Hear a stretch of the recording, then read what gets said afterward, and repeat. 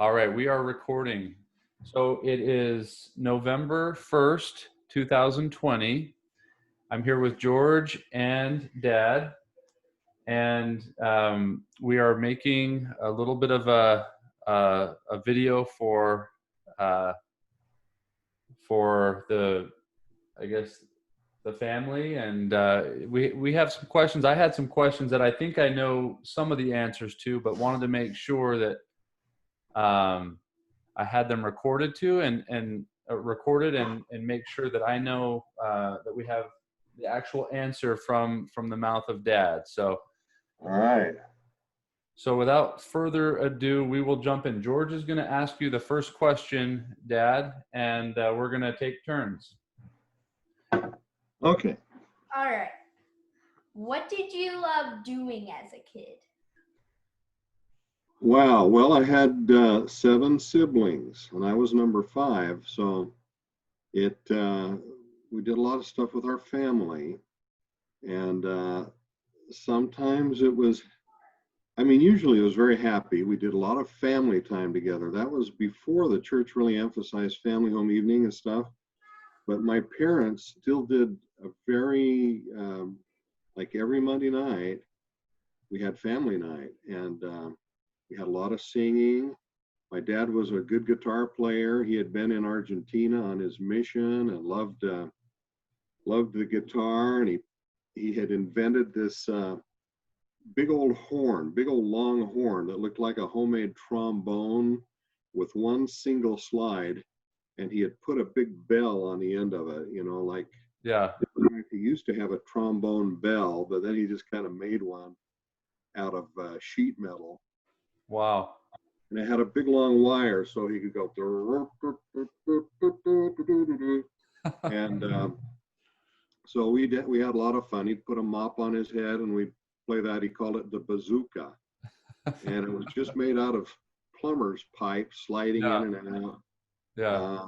Not heavy gauge plumbers, but just some pipe that fit really tightly within another one. And Whatever happened to that? I don't know. I bet my brother Mike ended up with it. He Okay. kind of ended up with a lot of my dad's stuff. And so we would do that. We would sing a lot. My older sisters all played the piano. And I was learning to play the piano, but I was not nearly as qualified. So one of them would play the piano. We'd gather around, we'd sing. So that was one of the fun things we would do. It would be to have family night. Although I have to confess that sometimes I remember when they'd announce family night, I'd be going, Yeah. When we had it, we liked it. Yeah. So you've never done that, right, George? But as far as other stuff, we loved to play football, and we loved to play croquet. We had a great big yard at Grandma Smith's old house. And so like every Sunday night after church, in those days you go to church 3 times. You go in the morning for priesthood meeting early, about 6:30 or 7 in the morning. Yeah. And then you'd go later in the morning about 10 or 10:30 for Sunday school. And then you'd go again like 4 in the afternoon for an hour and a half of church.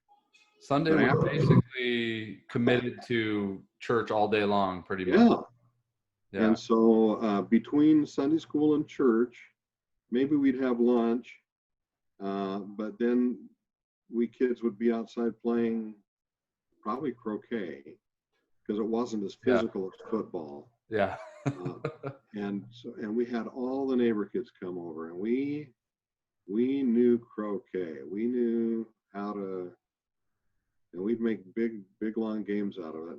And sending your opponent's ball flying, and learning how to go from one hoop through the next and stuff like that. We were pretty good.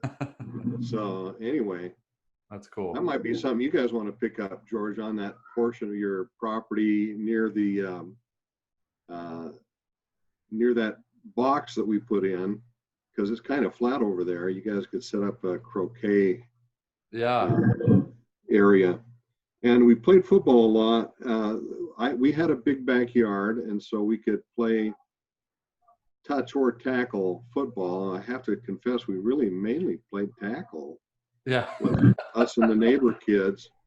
And then my neighbor, two houses away, Carrie and Steve Kramer, they had a great big yard, and so we'd play football on that. And then often we would just Pacific Avenue didn't have curbs and gutters and wasn't a real wide street, but we would get with the neighbors, and cars would come down the street so rarely that we'd play out in the street quite a bit, and that would be touch football unless somebody got playing or Yeah. flag. Yeah. But anyway, yeah, that we did a lot of that. We spent a lot of time outside. That's good. That's good. We often spent a lot of time picking weeds, George. I tell you, we swore that Grandma Smith would go to bed only after she had snuck outside and planted weed seed. Just to help build character. And so every morning in the summer, we'd have to go out and pick weeds for a half hour. And it's like, Mom, they keep growing. What's going on here? Well, I don't know. Pick them. And you guys ate pigweeds growing Yeah, up. that's kind of funny. My mother was very into health food. Yeah. Very. And so she bought a lot of garlic. And we had garlic pills that we would take because Mom was convinced that was really good for us. Didn't do it all of our lives, but then she got this juicer, and it looked like a big snout on the front, a big white snout. It was a Champion juicer. Yeah. And it would juice all kinds of things, but she loved to juice carrots. And so my dad had come home with a big old sack of carrots, and every morning we'd have carrot juice. That's And it great. was kind of potent on its own. Yeah. So we would mix in like pineapple juice or something like that. And but it was good for us. And every morning we had homemade cereal, because she also bought an old coffee grinder. In the stores in those days, George, they had coffee grinders, and you could grind your own, and it had a big metal hopper that would come down into the grinding area, and then you could turn this big dial, and I'm sure one of those, an antique one, would sell for a lot of money right now. And so you could dial in the degree of fineness that you wanted it to grind. And so somebody made some adjustments to it and turned it into a wheat grinder. So every day we had whole wheat bread and whole wheat cereal. On Fast Sunday, you're definitely making me hungry. We were so thrilled when my mom wouldn't have time for some reason, and she would send us to the store to get some store-bought bread. My sisters even made up a song. My two, Lori and Rosie, they were the second and third sisters, and it would be very embarrassing to Amy, who was my oldest sister. But they would go to the store behind her singing, "Oh, the Navy's got the gravy and the Army's got the beans, but we get store-bought bread." And it would really embarrass my older sister Amy. Yeah. But we were thrilled to have Yeah. regular Wonder Bread or something like that. And all of our friends would go to school and open our lunch. "Oh, homemade bread. Oh, that looks so good." Well, Yeah. anyway. So that's kind of what it was a lot like. Plus, my brothers and I, for the most part, most of our lives, we lived down in Grandma's basement. Have you ever been down there, George? I don't think George, I don't know that. Maybe when George was a baby, did we visit? I remember when George was really little. Is that the lady who gave me the piggy bank? No doubt. Probably. Yeah. And who gave me a bunch of stuff for no reason? She would, every time one of the grandkids come over, she'd give them a soft, cuddly animal. Okay. Maybe that's where you got into that. Who knows? George was really little, and we did go to Grandma Smith's house, and unfortunately, Grandma Smith was not doing so well at the time. I think it was probably when she was 98 or 99. I know she was 99 when she finally passed away, but so George, that would have been gosh, at least 5-6 years ago. Yeah, I think I was like 4 or 5 or something. Pretty small. But yeah, she no doubt made you a quilt when you were born. And she made all of her grandchildren a quilt and her great grandchildren. Yeah. So anyway, but we lived down in that basement. My two brothers and I, and we had three brothers, but Uncle Eric was tinier and he was usually someplace else, I guess. But we would do two things at night. We'd get in these games of Monopoly, and I'll tell you what, they would go on. We'd kind of bend the rules a little bit, and so we could add more money and stuff like that. But we would get in these Monopoly games that would go on for days and days and Yeah. days. Slip it under the bed during the day, and then maybe if we had a couple hours, we'd play, and then at night we'd try to play. And my dad would open the door from upstairs, and he'd see that there was a light on, and he'd call down, "Turn out that light and go to bed, you guys." And so a lot of times we played by flashlight. And same thing with reading. I love to read. Yeah. And that was one of my most fun things. And so often I read books late into the night by flashlight. Me too. Yeah. I wonder where George gets that from. Yeah, George loves to read, and he loves to read fantasy. He's reading a lot of books about dragons and fantasy. What kind of genres did you like to read, Dad? Oh, I think I'm losing it. Can you hear me? Oh, Yeah. I can hear you. Okay, here you go. Glitchy a little. Yeah, my favorite stuff to read was mysteries. Yeah. Yeah, I didn't read the Hardy Boy mysteries very much because my older sisters were the suppliers for all of the mystery books. But there were probably 36 at the time Nancy Drew mysteries, and I read all of them. There were Trixie Belden mysteries, and I would get them and read them. And then I started reading a lot of other stuff. I love to read Edgar Allan Poe stories. And then, really, my parents had a great big library, and I'd find a book and I'd just read it. I love to read everything. That's And cool. so, yeah, I read a lot. And Dad, can you hear my probably the best microphone? thing. In and out. I hear it now. Okay. That's really cool. You mentioned a few years ago, I think, that one of the things that also really fascinated you, and I don't know if this is what you did a lot of reading on, and sometimes, if you could have had a second choice in career options, might have gone into biology. Did you do a lot of reading in biology, or? As a kid, no, although I was fascinated by biology in college, just absolutely fascinated. But I read a lot of health books. My parents had a lot of health books and anatomy and stuff like that. So yeah, in a lot of respects, I was very interested in biological things. And I just came to find out later in college, when that door was more open, how much I really enjoyed that study. Yeah. And I figured I could have really been pretty good scientifically, but I chose a different path. I chose more of the, I ended up getting a BA instead of a BS because I felt like I probably needed to learn how to write and analyze things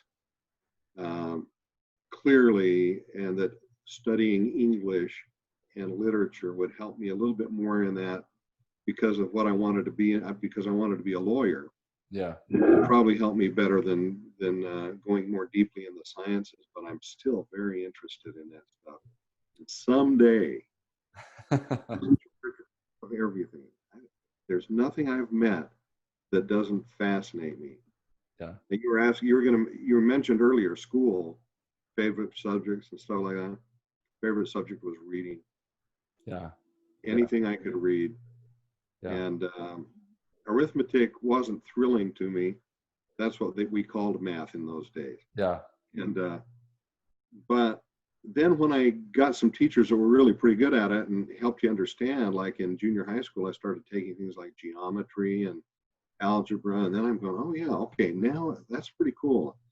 I never did do stuff like calculus and stuff like that, but I would really like to. I probably need to go on your school site and see if I can get some calculus lessons or something like that. I would really like to learn how to do more in math. As Jill and I have been tutoring George in Khan Academy, we have found it's actually pretty challenging, and so George is now studying 8th grade math with multivariables and things Yeah. like that. I'm in 6th grade. So I know it, man. No, that's fascinating. That's great. That's really cool. But yeah, we have found that it's reminded us how to do math as we've been trying to teach him, and also try to understanding how to do things that we never learned how to do. Yeah, it's kind of like this new math. I'm not sure how it works, but I really want to learn it because it'll probably help me understand the old math a lot better once I see it from a different perspective. Yeah. Well, as I was studying for the GMAT, I found that I really wish that I had, I guess, just learned the fundamentals a lot better, and so kind of had to learn them myself. And I think there's two kinds of math. There's one kind of math where people just get it and they can kind of understand it intuitively, and I didn't have that. Matt did. And so a lot of times as I was studying for the GMAT, Matt took the GMAT and he got, a 720 right off the bat. Is that really good? That's really good. It's like the 97th percentile or something. Yeah, Matt, pretty good score. Yeah. he studied some and just took it and blew it away.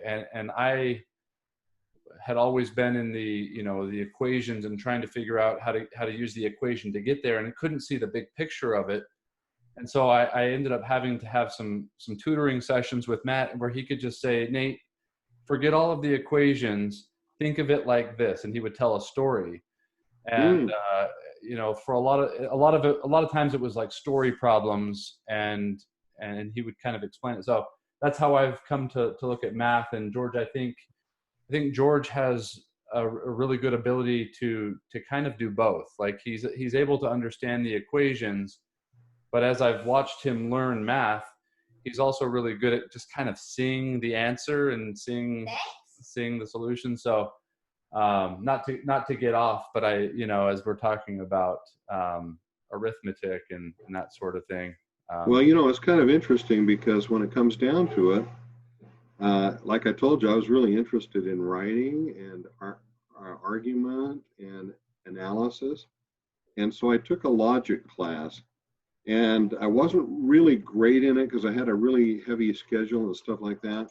But it was fascinating because I came to find out that even logic is mathematical. And so you can tell if an argument that somebody's making can possibly be valid or not, just because it doesn't make mathematical sense. And they call it Aristotelian algebra, following Aristotle. Aristotle is? What's that? I've heard of Aristotle before. Yeah.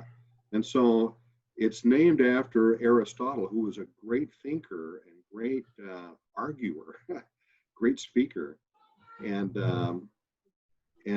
it's a form of algebra using arguments. And so pretty fascinating. That's cool. But it's kind of like you're saying, it's I'm kind of a big picture guy and not so much of a formulaic guy. But some things darn well just can't be right. And that in math or in argument too. Yeah. It's just trying to figure out exactly how to get there by diagramming it or whatever. That's always been harder on me. That's cool. Well, we'll ask our next question. This is yours, George. How has the world changed the most since you were a kid? Well, they did have automobiles, and they did have cars, and so and they did have telephones, and our number was Elgin 58244, and they, how phone dials have letters with them. In the earlier days of exchanges, phone exchanges and stuff like that, you would use a 2-letter designation and then 5 numbers. And then it came down to forget the 2 letters, because as it became more worldwide, they wanted to have numerals. And then they came up with area codes as well, so that you could tie different exchanges together electronically rather than going from, like when I was first born, if my mom wanted to make a long distance call outside of Salt Lake City, she had to call the operator and get the operator to help her. And then the operator would call such and such operator, and they'd hook her up to another operator, da da da da da. Sometimes you get 2 or 3, 4 operators involved hooking you up. Like a chain? Yes. And in the old days, when I was little, is about when it was ending, but the operators would punch a cord in to it. There was a 2-ended cord with probes like that, and punch a cord into one area, and then she'd punch that cord with your phone call into another area and hook you up to another operator. And so she'd be listening. And then that operator would punch that cord into another thing that would hook them up to a different exchange far away and stuff like that. So calling long distance was very expensive, and we almost never did it. As a matter of fact, even when Grandma and I were dating, we were engaged and we were going to get married, but we each went to our own home during the summer, and it was so expensive to call long distance. It was probably a couple of dollars to call long distance just to say hi. And so sometimes we would talk, but often we would just call and ring and hang up real quick, and call and ring and hang up again. So 2 rings means I'm here and I'm thinking about you and I'm okay. And then Grandma would call back and leave a couple of rings. So we wouldn't lift up the phone too fast because we'd be afraid it would connect. Yeah. And that was a way of signaling each other. And we learned that from Grandma Ritchie, from Grandma Chris's mom. And so even as old as your dad is, he's 40 this year, even then long distance calling was pretty expensive. And so we would get a phone bill every month with regular calling, long distance within our area code, which was a cheaper rate, and then true long distance out of other area codes. And our long distance bill was often 2 or 3 times as much as our regular phone bill. So that was how phones worked. And of course, they were connected to the wall. There were no wireless phones. Wireless phones came about sometime after your dad was born. Yeah, where you'd have the base hooked up to the wall, but there would be a wireless receiver, and it would be about that big. Yeah, I remember those brick with an antenna on it. Hello, I better move to another place in the house so I can hear you.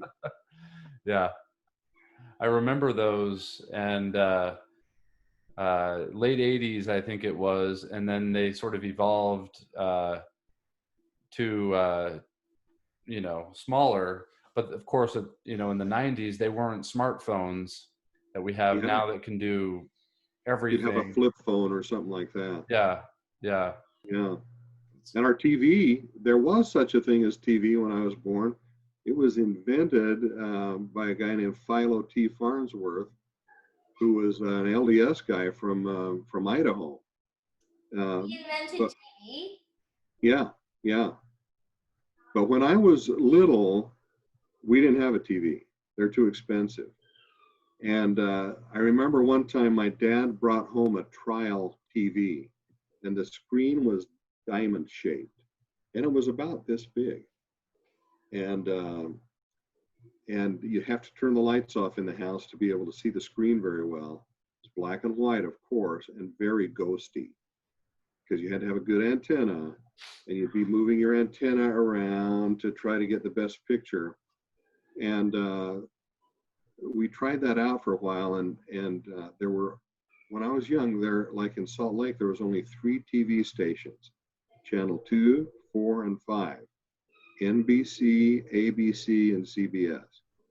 And then later on came on two educational channels, Channel 7 and Channel 13. One was University of Utah Educational, PBS.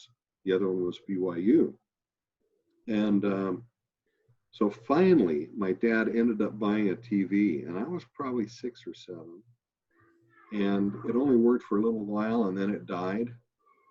And, you know, we didn't pester our parents very much. We knew we didn't have an awful lot of money. And so we didn't whine and like, hey, Daddy, when are you going to fix that TV?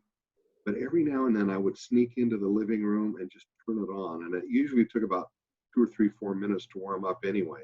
Hmm. On just to see if he had sneaked it fixed and not told us.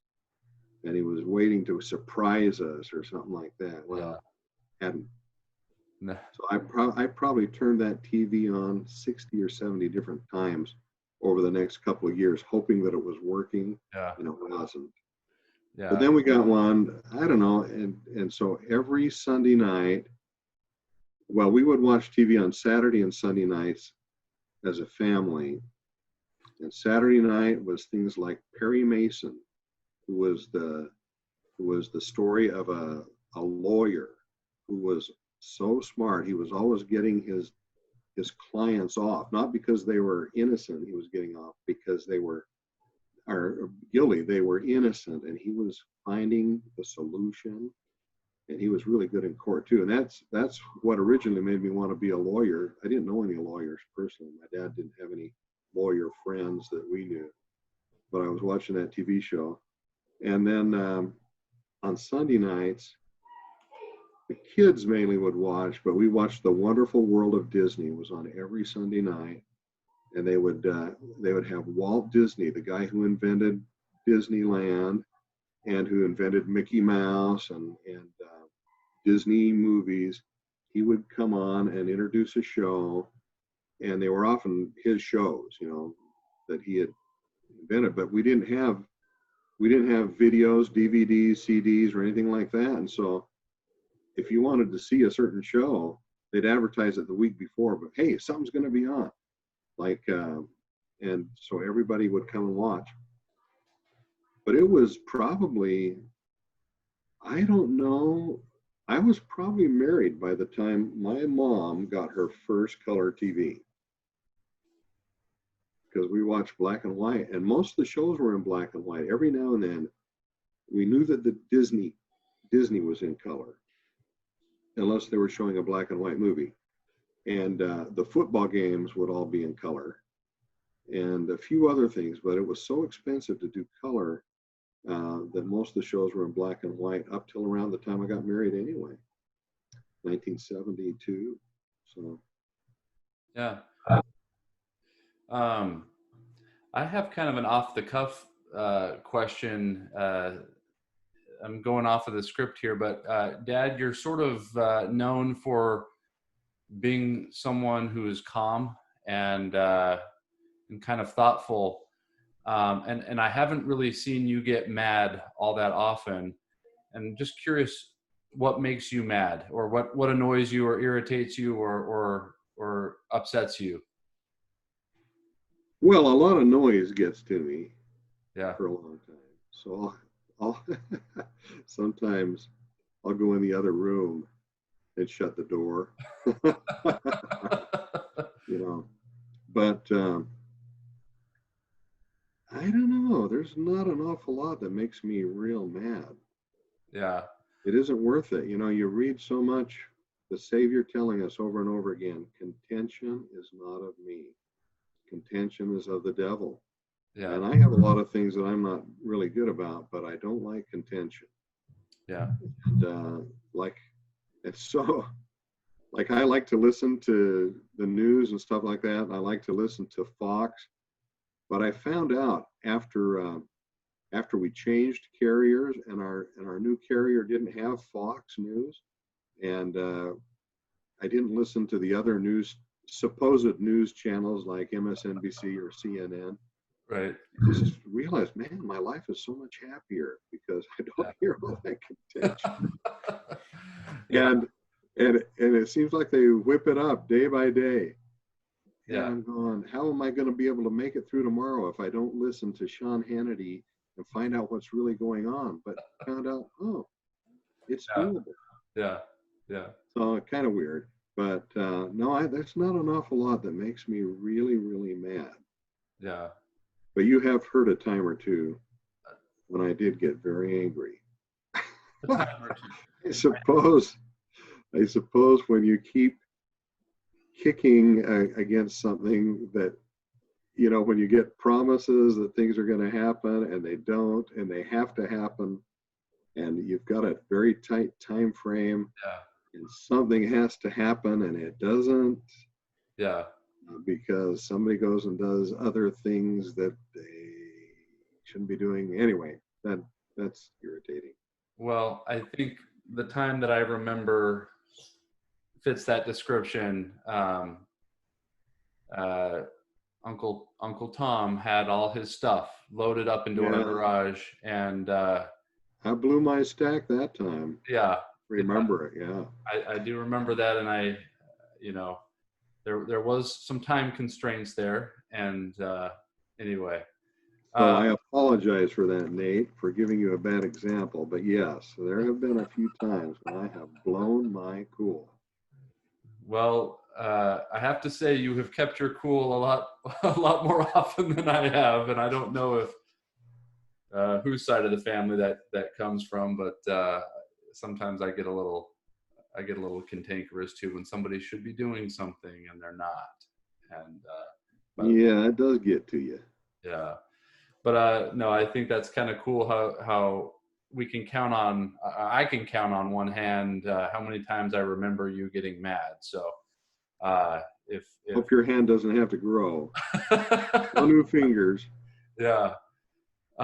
Which it kind of made me also wonder. You mentioned you don't like contention, uh, and uh, you initially kind of wanted to get into the law. Is that one of the motivations that kind of took you from traditional law work to into the world of underwriting and the world that you're in now? Yeah, well, sort of.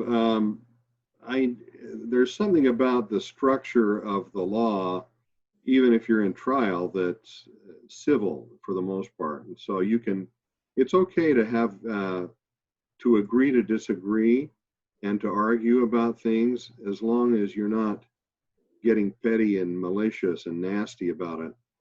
And so a lot of lawyers who are very good courtroom lawyers are still really good friends and so on. They just know that they come from different perspectives and they disagree about things. And so I'm okay with that. My main reason, there are two main reasons. Getting ready for court appearances and stuff like that takes a real lot of work, and it's very stressful. And then of course attending trials. I've attended several trials and helped prepare for them just when I was handling cases for my company, and it's a very stressful thing.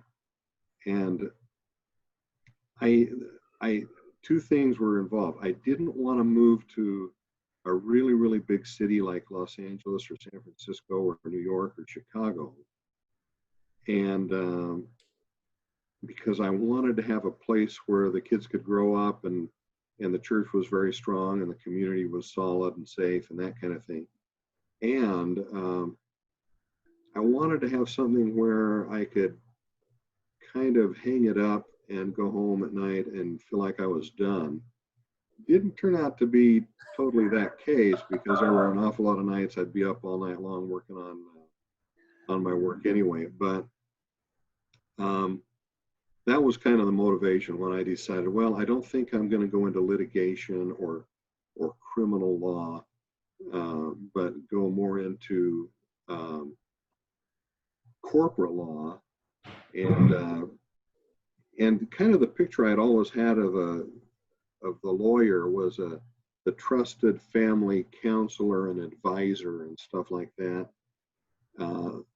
And I got that from a lot of the books that I read, a lot of the novels that I read when I was a kid, and so Yeah. I didn't read as many books about the hi Oliver. I didn't really read as many books about the guys that were in trial or that kind of thing, and so it's kind of interesting how you're shaped by what you read and see. Yeah. Yeah. Interesting. George, do you have the next question? No, 4 is you. Okay. Here's a question. What do you miss about the era in which you grew up? It was not as speedy. It was not as pushy. And we love having cell phones and texting and all that stuff. But I kind of miss a little slower pace. Yeah. And I miss a world where kids can ride their bikes down to the school or the park or whatever.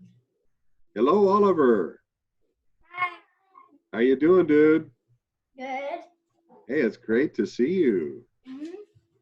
I'm so excited that hey, Henry, how's it going? I'm so glad that all 3 boys are taking piano. That makes me so happy. And What do you like doing? Grandma loves teaching you. My leg's doing pretty well. I can walk without a cane, not very far, but I can kind of stumble around the house without a cane. And I haven't used my walker for like a month and a half or 2 months, so that's good. And Tuesday, I go into the surgeon. I took a blood test last week. Tuesday, I'm going into the surgeon, and if the blood test shows that I don't have any more infection in my bloodstream, maybe he'll decide it's time for me to get a new knee. So That's I'm good. kind of excited about that. Trouble is, I know from what people have told me that getting a new knee is really, really painful. So I'm not really excited about that part. But anyway, it'll be worth it. All right, Ollie and Henry, it's time. We're in the middle of an interview, so I need you guys to step out, okay? Then, I mean, Grandpa, I have a question. Yeah. When they're replacing your knee, well, if they replace your knee, do they replace your whole leg, or? No, it is interesting though. They cut your leg basically. They cut the bone at both above the knee and below. So in a way, you have a leg but you don't have the bone in about that much of it. And so the knee's in between. And then they put a metal knee inside, and it's like they're really good carpenters, I guess. They pound the knee down into the bone and up here into the bone. And so it's not something I want to be awake to see. But then I guess they just throw the old one away. I think I'll tell him to save it for stew bones. Maybe it'd be a tasty soup. I don't know. No, probably not. But I don't know what they do. I guess they throw it into hazardous waste or something like that. But, yeah, they cut your leg bones. They cut the femur and the ulna. Is that the ulna down there? No, the ulna is your arm. Anyway, they cut both bones. Wow. I mean, hey, All Grandpa, right, Ollie. I think I know what they do with it. Like What? If there's Feed it to the- another person with a weird knee, then you just trade knees with them, and then it's bad for them, but it's good for you, and yours is bad for you, and it's good for them. Maybe, but I don't think so, because they say that I've ground my knee so far down into the bone that now it's bone on bone, and there's nothing cushioning in between. And they say that when your knee gets ground down that much, that your leg starts to die near that area. And so my doctor was telling me that my leg is probably dead an inch or two away from the knee on both sides. So they probably don't want to give that to anybody new. Yeah. So I don't know what they do. Maybe they feed it to the cat. I doubt it. All right. See you, buddy. Good to talk to you, Ollie. Take care, bud. So you mentioned how you kind of wish that things were not so fast paced. Yeah, yeah, things were not nearly as fast paced. And it's like when I first started working uh, at the city attorney's office, that was in 1979. Everybody, we had a pool, we had about 6 attorneys, and we had a pool of 5 or 6 secretaries and an office manager. So you would dictate a letter, blah, blah, blah, blah, blah, blah, blah, blah, blah, blah, blah, blah, paragraph, new paragraph, da, da, da, da, da, da, da, comma, and all that stuff. And then a secretary would type it out. They'd listen to that, they'd type it out, and then they'd bring it to you, and then you'd read it, proofread it, and they'd make changes and send it back to them. And then they'd type it, and they were so grateful when IBM came up with a typewriter called the IBM Selectric, because you could type it and it had a memory, and you could it'd hold 100 pages.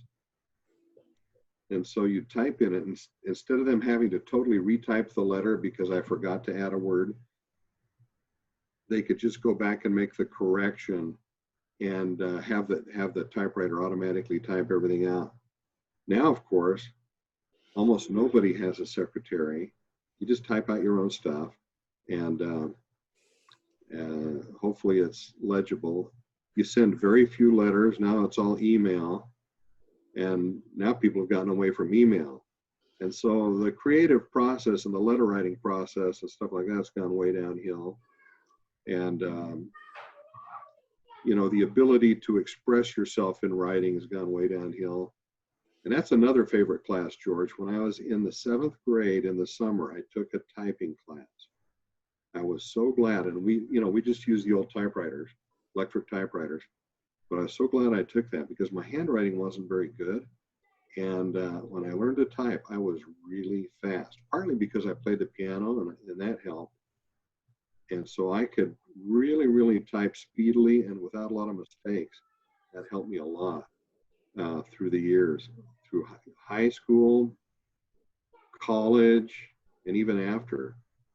And so I'd recommend that you get, like they have like a Mavis Beacon, how to type on even on computer.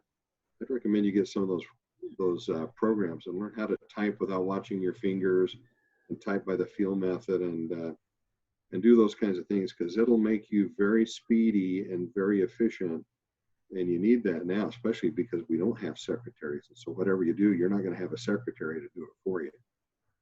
So yeah, I'd recommend you learn how to type without looking at your fingers, using all 5 fingers of both hands. George's dad has been encouraging him to do the same. I know when I learned, I was probably a little older than George, and very grateful that I did. Very grateful that I did. Yeah. So, That was my most important class at school, a summer class in typing. that's cool. Would you recommend, now you and I didn't learn this way, but would you recommend doing that alternative typing keyboard style? I've heard good things about it. I never did it, but Yeah, they've got a couple of different kinds of keyboards now. I would learn the QWERTY way, just because that's how standard. most keyboards are. Yeah. And I don't want to learn 2 ways. I'm not smart enough to know 2 ways. But then, it's interesting. It's like playing the piano. George, do you ever find that you're playing a piece just in your mind or on the tabletop or something like that without the piano even being there? Same thing with typing. I find that I'm always doing that, typing things, even though the keyboard's not there. And it really helps. And I also do Morse code that way. For some reason, I learned the Morse code. And to get my radio license, I had to learn really fast Morse code. And I still find myself sending messages in my mind.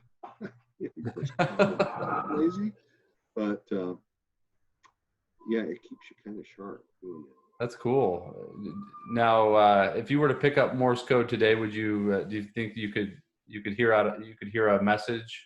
Yeah, I could. I had to learn up to 25 words a minute, which is very fast. But I could probably pick it up at 10 to 13 words a minute. Yeah. Pretty well. Yeah. You got your advanced license. I know Matt and I are technician pluses, but Yeah. Yeah. I got the highest possible license. When I was young, when I was a little older than you, George, I came home from school one day. I had a lot of sore throats and stuff like that. And I'd gone to the doctor and they did a blood test. And the doctor says, "Oh, guess what? You've got rheumatic fever and you're going to have to stay home from school from now on until you're better. And you can't run around and do things and stuff like that." That was really hard for a kid who was like 11 years old. So then I did even more reading and I read a bunch of mystery books about a kid who had a ham radio license, an amateur radio license, and how he could talk to people all over the world. And so then I studied and decided I'd get my radio license. And I had a neighbor guy that my dad found who was very, very kind and helped me build a radio transmitter. oh wow. But the kind with a microphone took a lot of extra money and parts they call it a modulator, to be able to speak into a microphone and have that transmitted through a radio into something that somebody else could pick up far away. But Morse code, you could make a very easy transmitter doing dots and dashes. And so that's what I did and got that license. And then I got better. And so I quit doing radio stuff. And so it was when I was grown up, I was in a bishopric and your dad was young. And I decided, okay, I'm still really interested in radio. I'm going to go back. So I listened to a bunch of tapes as I'd be driving. I did a lot of driving for my work, kind of like your dad used to do. And so I'd listen to all these tapes and I'd listen to Morse code on the tapes, stuff like that. Got pretty good at it. I think I know. I think I know a little bit of code. Yeah. Like one word. I know how to spell SOS, which is Right on. like dit, dit, dit, dot, dot, dot, dit, dit, dit. Right on. So you got to leave a little space between the 3 dots and the 3 dashes, just so that people know it's a separate letter. It's cool. Yeah, excellent. All right, George, you're up next, buddy. I Okay. think you're on 5. Yeah, what do you look forward to about the future? Well, this is an incredible world that we live in. It's very scary in many ways, but we've never had this kind of knowledge. We've got the knowledge available to us that the greatest kings never had. We've got all of the freedoms and luxuries that the greatest of all the kings that ever lived ever had, and more. And I just love learning, and I love the future. Of course, because I believe in Jesus, I love the fact that we're in his hands and that this isn't it, that we're just getting ready for something much greater. And so I hope that I can live the way that will be pleasing to him, and that I can be together with him, but it wouldn't be the same without my family. And so I'm hoping that everybody in our family can get a rock solid testimony of Jesus and of his love and of the Book of Mormon. That's the most important thing. People all the time come up with internet and online arguments and church meetings of other churches talking about how our church can't be true, how Joseph Smith was a fraud, all this stuff. And I'll tell you something, he was either a fraud or he was a prophet. He wasn't anywhere in between. He's either a fraud or a prophet. But I know from reading the Book of Mormon that it's true. And I know that all that he wrote about Jesus and Jesus' love for us is absolutely true. And so when I hear other things, I may not understand them, but I just kind of put them up in the shelf, because later on I'll understand them. I'll bring it down. I go, oh, I didn't understand this once. Now I do. But I know one thing for sure, that the Book of Mormon is true. And so that's the biggest thing I look forward to. But man alive, we have so much. Every day we're learning new and better things about about communication, about science, about medicine. I wish I could be a great scientist, a great doctor. I wish I worked for a TV station for several years, and while I was going through college and worked for 2 different TV stations and a little bit after college, and I love that. I love that method of communication. And now, of course, you don't need a big station broadcasting at 50,000 watts and all that. You can broadcast from your home on your iPhone, doing your own commentary and stuff about things. It's fascinating. And I love history. Your dad's a history major. Just got these in the mail yesterday. I love history, and I love, let me show you this. That's a 1921 Morgan silver dollar. Next year, that'll be 100 years old. Wow. It was the first year that they made the Morgan, 1921. They quit making it the last year. And they started in the 1870s. Wow. And so I love old coins. I can't help but wonder, how many pockets has this sat in? Let's see, this went through World War I and World War II, the Korean War, the Vietnamese War. It went through, who knows, maybe my grandfather paid the doctor when my mother was born. Maybe he used this dollar to pay the doctor. Anyway, so I love history, and I love, I just have all kinds of things that I love to do and I'm very interested in. So I've picked up coins. I love coins because they tell us so much. This is probably the most famous. I just have a bunch of stuff on here on the desk that I've been fiddling with. This is one of the most famous coins. They put these out in 1964, the year after John Kennedy, our president, was killed. And so these 2 coins that I've shown you are both 90% pure silver. And so there's 2 reasons that I like them. One is that they're old, and the other one is that they're composed of silver. So if our country's economy goes down, precious metals like silver, gold, they always stay very valuable. And so if the economy goes down and a dollar bill isn't worth anything, or a quarter isn't worth anything, the old silver ones are. So I collect them too. But anyway, I just love learning. I can't wait to be able to go to the Eternal College and just learn all kinds of stuff, as well as help preach the gospel to people. Cool. Thanks, Dad. Can I ask the last one? Oh, there's 2 more. No, he already answered that. Oh, he did answer. That's right. Yeah. All right, George, why don't you ask the last one? Okay, what was the biggest fad when you were growing up? Probably the Beatles. Yeah, I was I was in the 8th grade when the Beatles came out, and there had been things before like Elvis Presley, and girls were going crazy over Elvis Presley, all the rock stars. But when the Beatles came out, it literally shook the world. And the crazy thing is that their music is still really popular. You hear it in symphonies. You hear it different Beatles tunes in various radio. I mean, you can hear it on classic radio stations or on rock stations even today. But that was probably the biggest fad that came out, was the Beatles and Beatlemania.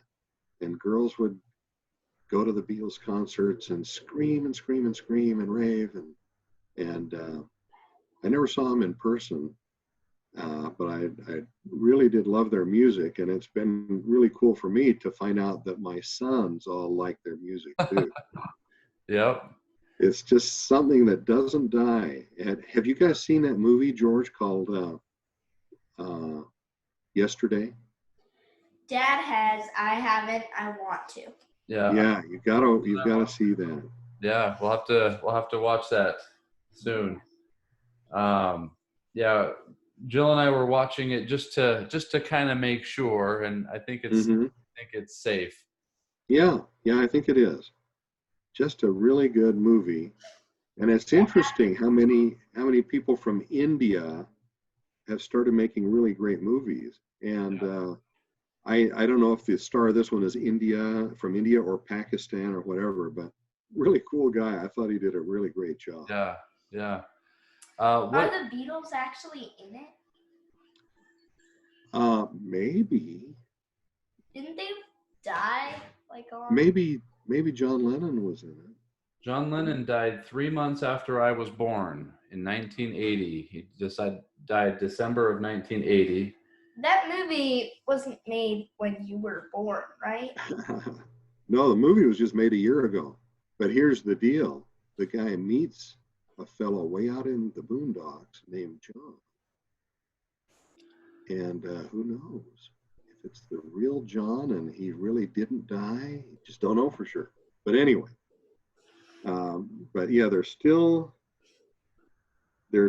Paul that's alive, and he came to Fresno and did a concert, and we tried and tried and tried to get tickets, and we weren't able to. But it was Yeah, a great concert, even though he's 77 years old or yeah. something like that. And there's a really good thing on YouTube about him where he goes around his old town, his old neighborhood in Liverpool. I saw that And actually. yeah, it's really cool. Yeah, And goes to a bar where he used to play when he was a kid, and sings for people and stuff like that. Just walks in and starts singing. It's really cool. Um, yeah. and then there's Ringo Starr, the drummer, who's left. Um, you talked about movies, and again, just off the cuff. And if you have to go, let us know. We're on our last couple questions, but No, that was the last one. well, I had the extra question. But before I get to that last question, do you have a favorite movie or a favorite couple movies? Wow. Yeah, growing up, I don't know why, but I always loved this World War II movie called The Guns of Navarone. Hmm. And it was a very suspenseful movie about these resistance fighters who had to take out these two big, powerful guns that were uh, overlooking some harbors, and they had to take these out so that the Allied forces could get into that harbor and save the people near Italy, Turkey, um, Greece. And for some reason, I always love that movie. It's a very long one, but more current. I have a few favorites. I love Throw Mama from the Train. Oh, Brother, Where Art Thou? Although Grandma has refused to ever watch it. Uh, I like Nacho Libre quite a bit. Yeah. Just a lot of those kind of corny movies. And I love an old black and white movie that's a redo of the book To Kill a Mockingbird with a great actor in it called Gregory Peck. And I think that's a really great movie that everybody has to watch and a book that everybody has to read. Yeah. Thank you. Okay, last request, and we'll let you get back to your Sabbath, but could you kind of tell us that story of how you decided to go on a mission? Oh, yeah. Well, my dad had died when I was 15. I was walking home from school one day and I had stayed late. I don't know why, but sometimes I would hang around and I'd help the janitor. Doesn't that sound crazy? Wait, Help him clean up and we'd talk and stuff like that. you say that one more time. We missed that. Oh, sometimes I would stay late at school Yeah. and I'd help the janitor. Okay. We were friends, and I'd help him clean up and we'd talk and stuff like that. And so I was walking home, and a whole bunch of the kids had gone bowling that day. Our school didn't have a lot of outings, but for some reason they took a bus full of kids bowling. And I don't know why, because I probably would have liked to, but I didn't go. And so,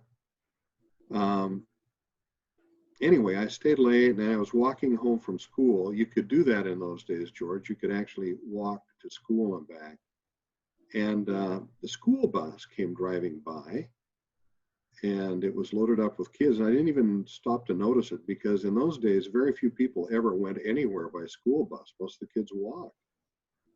And so they must have borrowed that bus from someplace else to take everybody bowling. But the school bus went down the street, and suddenly it hit the brakes, and then it started backing up. And I heard somebody yelling, "Steve, Steve."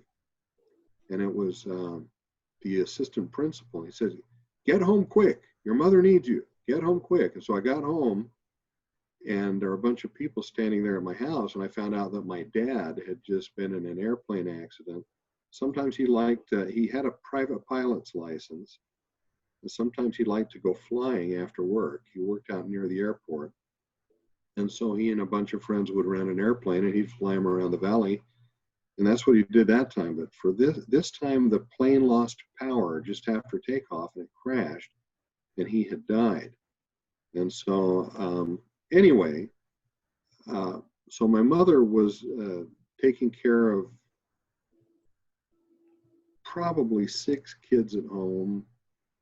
My oldest 2 sisters. I was 15, and my oldest 2 sisters, I had just turned 15. My oldest 2 sisters were away in college, and but there were like 6 of us still at home, and maybe Rosie was in college too. But anyway, so my mom had to hurry and go back to school so she could provide for her family, and she had to learn how to drive. We got our driver's license the next year together, and she was an awful driver. She had grown up in Mexico. She had ridden around on. He's saying that his mom was an awful driver, Grandma Naomi. Yeah, she grew up in Mexico, and it was in the Depression, and they didn't have very many cars there. She rode around on a mule if she had any transportation. Usually, she got around by walking. And when she and my dad met and got married at BYU, he did all the driving. So we either walked to the store, or my dad would drive us places or whatever. But she needed to learn how to drive, and so she learned, but she was awful. And I got my driver's license like the same week she did, the following year. But anyway, that's a long story to lead up to the fact that she was busy in school. She was trying hard. Maybe even if I'd had my dad around, maybe it would have been the same way. But I got a little bit frisky and wild. And so I didn't quit going to church, but I got a job, and it needed people to work on Sundays. And at first I said, I can't work on a Sunday. I need the other days off. But as time went by, they said, "Oh, please, you really need to come in and work on Sunday." And I started to do it occasionally and still try to go to church. And then more and more and more, it became more convenient to work on Sunday. And I got in the habit of going, wow, I get 2 days off. And if I work on Sunday, then it's 2 other days. I can do more fun things. So it was that wasn't the best, because it got me a little bit out of the loop. And anyway, and then I graduated from high school, and I went away to college up in Ogden, Utah at Weber State University. In those days, it was Weber State College. And so one Sunday I was home, visiting home, and my bishop was Bishop Vernon K. Back, and he had been one of my dad's counselors. And, often when like I told you, in those days, we went to priesthood really early in the morning. And so sometimes my friends and we would run up from the chapel, and instead of going up these stairs, to our classroom, there was also a back door, some stairs that went down, and there was a back door to the church. So sometimes my friends and I had kind of gotten in the habit that we would take the downstairs instead of the upstairs, and we would call it good for priesthood meeting and not really go to class after opening exercises. But guess who was there? My bishop, Vernon K. Bagg. Vernie was there. He said, "Oh, Steve, what a coincidence meeting you here at the doorway. Hey, I wanted to talk to you. Have you got a couple of minutes?" I go, "Well, okay." So we go back up into his office and start talking. So he says, "How's school going?" "Pretty good." "And so are you liking it?" "Yeah." Have you decided what you want to do in your life?" And frankly, George, so far, the best thing I did in school was play harp. I had not really been that great at going to my classes, but I would sleep a lot during the days, and I would play cards all night with my friends in the dormitory. So I'm not the most proud about that. But he said, "So now let's talk. You're 19. Have you thought about going on a mission?" And I said, "Well, I've thought about it, but I'm not really that high, and I think I'm probably going to keep going to school. And maybe when I graduate, or maybe in another year or two," which was just my way of saying, "I don't want to talk about it. I don't think I'm going to go." And I knew I should, but I wasn't living a real bad life, but I probably needed to change several things before I could go away on my mission anyway. And so he said, "Well, I think you really ought to be thinking about it. I think you'd be a really good missionary, and I think that's where the Lord wants you to go." And he put his arm around me, gave me a hug, and said, "See you later." Well, and by that time, it was too late to go find my friends. So anyway, I just went home, and they had Sunday school in another couple hours anyway, and so I went to that.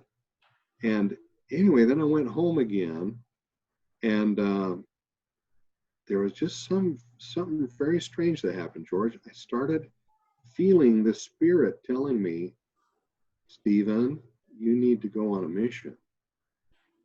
And it was very powerful, and it was something that I couldn't ignore. And I knew it was there. And it was interesting because I had this friend named Jerry who had not been a member of the church, but he had joined the church while we were there at school, and he lived in one of the dorm rooms near me. And so we had done a lot of talking and everything as he joined the church, and how grateful he was for the missionaries and so on.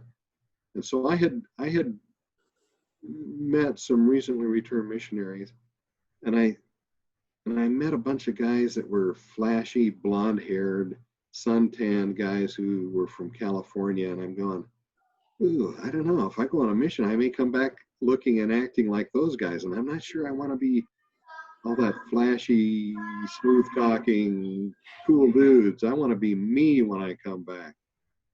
And I'm afraid if I go, I'm going to be like those guys." But anyway, the Spirit told me I needed to go, and so that night, as I went to church, I stopped back in and met with the bishop. I said, "Bishop, I've decided I'm going to go on a mission." And he said, "Great, let's get the paperwork put together." And I don't remember exactly filling out the application or anything like that. But then very shortly, I had a mission call. And so I left school. I'd only done two out of the three semesters. Well, in those days, they called it quarters. And so I'd only done 2 out of the 3 quarters. And so I left and never went back to the third quarter, started earning money, got a call to serve in the Texas South Mission, Spanish speaking. And that was cool. That was probably the best thing that ever happened to me, to get me focused on what I really needed to be focused on instead of playing cards all night long with a bunch of college students. And that helped me probably a lot more than it helped anybody that I taught, But I was really grateful that I did teach some pretty cool people and saw some wonderful people join the church. And some of them still call me today to talk about their kids and their grandkids and how grateful they are that I happen to be on my mission. And they act like it was really my doing, but it was really, of course, the Lord doing it. I just happened to be there. So that's a long story for what you probably wanted a short answer for. No, we wanted a long answer, and we appreciate it. Can you hear us? Yeah, a little poppy, but yeah, I'm still trying to work out the kinks out of this microphone, but no, we appreciate it, Dad. We love you, and wanted to make sure we had a chance to kind of document some of the stories that I've heard, and I've learned some new details that I didn't know before, and glad about that. And yeah, thank you so much for taking the time to share that with us. If you're okay with this, I would like to post it for private availability for our family. sure. If anybody else would like to on YouTube or something, hear some of your stories. But I'm If sure anybody is that bored, they're welcome to it. Well, I wouldn't call it bored, but we're definitely interested in learning more about you, and again, I've heard a lot of your stories, but man, I feel like we could do probably 10 sessions like this and still not capture all the stories that you told us growing up. So Yeah, I wish I'd been able to do that with Grandpa Smith. So I'm glad you're doing it. Thank you. Yeah, at some point we'll have to do another session where you just tell us a few of the stories growing up, like the one about the tying the lady's chair up in in the Mrs. Butcher. yeah. Yeah. I don't, just funny stories, and there's some that I have told our boys about, but there's the lady next door with the worms and the pumpkin seeds. Of course, this time of year we're thinking a lot about pumpkin seeds. Yeah. Anyway, I still eat tons of pumpkin seeds. They're called pepitas, and you get them at the 99-cent store, and I love them. Ollie loves pepitas, and you kind of you put him onto that because you left some pepitas with us when you came, and we bought them a few times since then, and he loves them. They're supposed to be pretty good for you. So, well, thanks, guys. It's been really fun.